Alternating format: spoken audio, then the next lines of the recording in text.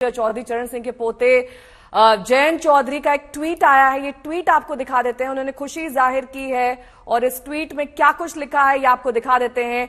दिल जीत लिया, 3 शब्दों का इस्तेमाल, उसके बाद एक्सक्लेमेशन मार्क। ये जाहिर तौर पर उनकी खुशी बयां कर रहा है कि कैसे जयंत सिंह अब भारत रत्न उनके दादा को मिलने के बाद अपनी खुशी बयां कर रहे हैं ट्विटर के माध्यम से।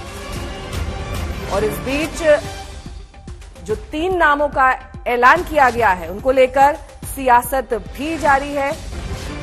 लगातार ये कहा जा रहा है कि क्योंकि चुनाव बेहद नजदीक हैं, उनके मद्देनजर इस तरह के ऐलान किए जा रहे हैं। ये तीनों नाम चुनाव के परिप्रेक्ष्य में चयनित किए गए हैं।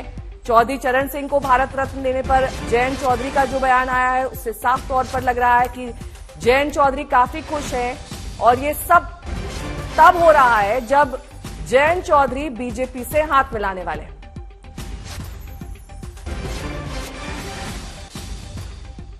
हिमांशु मेरे सहयोगी जुड़ गए हैं तमाम जानकारी के साथ।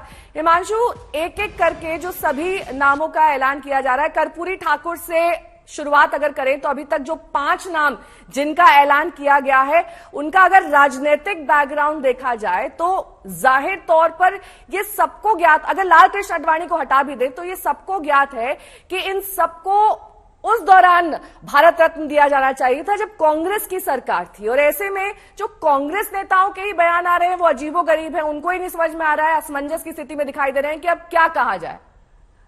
देखिए, नया एक चीज मैंने आपको पहले भी कही कि प्रधानमंत्री नरेंद्र मोदी जब इस तरीके के फैसले लेते हैं तो विपक्ष के लिए बड़ी एक तरीके से अजीब गरीब स्थिति पैदा हो जाती है कि वो इसके पक्ष में बयान दे या खिलाफ दे। और इसीलिए आप देखेंगे कि विपक्ष अब चाहे कांग्रेस की तरफ से पीवी नरसिम्हा राव को अगर ठीक है, लौटूंगी मैं आपके पास। राकेश टिकैत, किसान नेता, भारत रत्न के ऐलान के बाद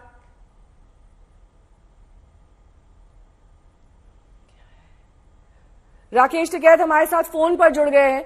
राकेश जी, देखिए अब आपके लिए तो बेहद खुशी का मौका है ना। चौधरी चरण सिंह पूर्व प्रधानमंत्री, किसानों के मुद्दों को हमेशा आगे बढ़ाते रहे, कृषि वैज्ञानिक MS स्वामीनाथन, इनको भी भारत रत्न का ऐलान दिया गया है। क्या कहना चाहेंगे, किस तरीके से अपनी खुशी जाहिर करेंगे आप? नहीं, ठीक है, दिया है उन्होंने समाज के लिए, पिछड़ा वर्ग के लिए, और जो स्वामीनाथन कमेटी की रिपोर्ट थी उसको सरकार लागू और कर दे तो दुगनी खुशी हो जाएगी। दोनों चीज दे दे। अब तो इलेक्शन आ रहा है तो कुछ न कुछ सरकार अभी तो देती है 5 साल में, तो जो कुछ मिल जाएगा ठीक है। सरकार का धन्यवाद है कि जो उन्होंने दिया है, पीवी नरसिम्हा राव को भी दिया है, चरण सिंह जी को भी दिया है, तो साहब को। लेकिन स्वामीनाथन कमेटी की रिपोर्ट के कुछ सुझावों को तो शामिल किया गया है ना, उससे आप संतुष्ट नहीं है? आप पहले किताब पूरा पढ़ लो इतिहास, आप सीधे पढ़ाई ना पढ़ो। कहाँ किया है? क्योंकि कल आपसे कोई पूछेगा स्वामीनाथन की C2+50 वाला फार्मूला लागू किया, वो नहीं किया, उसको पहले पढ़ो। A2+FL किया है। ठीक है, बहुत बहुत शुक्रिया हमारे साथ जुड़ने के लिए। ब्रजेश पाठक इस वक्त उत्तर प्रदेश के डिप्टी CM बोल रहे हैं।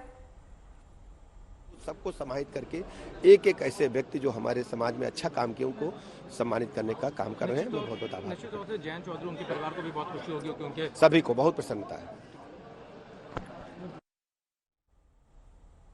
हिमांशु जुड़े हुए हैं तमाम जानकारी के साथ। हिमांशु, देखिए बात अधूरी रह गई थी, लेकिन इस बीच चर्चा इस बात पर भी होनी चाहिए कि क्या देर से ही सही लेकिन दुरुस्त आई है बीजेपी सरकार?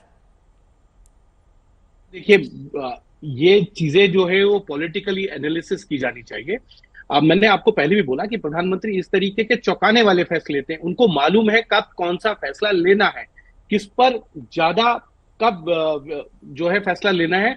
ये सारी चीजें प्रधानमंत्री की हमेशा जो है वो बहुत परफेक्ट होती है और इसीलिए विपक्ष जो है तमाम तरीके के सवाल उठाता रहता है और प्रधानमंत्री नरेंद्र मोदी अपने फैसले लेके आगे बढ़ जाते हैं। आप देखिए, कर्पूरी ठाकुर को भारत रत्न देने की बात नीतीश कुमार से लेके RJD करती रही, उनको दे दिया तो नीतीश कुमार जो है वो NDA में आ गए। बातचीत पहले से ही चल रही थी। लाल कृष्ण आडवाणी को दिया। ये कहा जाता रहा कि लाल कृष्ण आडवाणी ने राम जन्मभूमि मूवमेंट को खड़ा किया, बीजेपी के संगठन को खड़ा किया, तो कार्यकर्ताओं को संदेश दिया गया कि देखिए अटल बिहारी वाजपेयी के बाद पार्टी के अंदर लाल कृष्ण आडवाणी ने जिस काम साहा मेरे सहयोगी ने बातचीत की है संजीव बालियान से, सुनिए इस बातचीत के अंश। हमारे साथ इस वक्त संजीव बलियान जी हैं। सर, किस तरह से देखते हैं एक तो चौधरी चरण सिंह जी को भारत रत्न मिला है, फिर एग्रीकल्चरल इकोनॉमिस्ट MS स्वामीनाथन जी को भी भारत रत्न मिला है। पहले चौधरी चरण सिंह को जो भारत रत्न मिला है उसके बारे में क्या कहना है? बचपन से एक ही नेता का नाम सुना था गाँव में, उनका नाम था चौधरी चरण सिंह। सब उनको ही पूछते थे, जाति नहीं, धर्म नहीं, किसान की बात ही चौधरी चरण सिंह उसका नाम था। 35 साल हो गए ये सुनते हुए कि चौधरी चरण सिंह को भारत रत्न मिलना चाहिए। सरकारें आती रही, सरकारें जाती रही, अलग अलग दलों की सरकारें बनी, कभी किसी ने ध्यान नहीं दिया। मैं देश के प्रधानमंत्री नरेंद्र मोदी का धन्यवाद करूंगा कि देश का किसान को जिसकी उम्मीद थी, जिसकी इच्छा मोदी ने थी, वो इच्छा पूरे करने का नरेंद्र मोदी के द्वारा किया। मैं कृषि राज्य मंत्री था 2014 में, स्वामीनाथन जी की सिफारिश से कहीं अलमारी में बंद थी। मैंने कहा निकाल के लाओ, धूल झाड़ी गई, कांग्रेस ने अंदर बंद कर दी थी, सिफारिशें निकाली गई। और ग्रीन रिवॉल्यूशन हो या उनके रिकमेंडेशन हो जिन पे इस सरकार ने काम किया है, मुझे उनके साथ थोड़ा सा इंटरेक्शन करने का भी मौका मिला।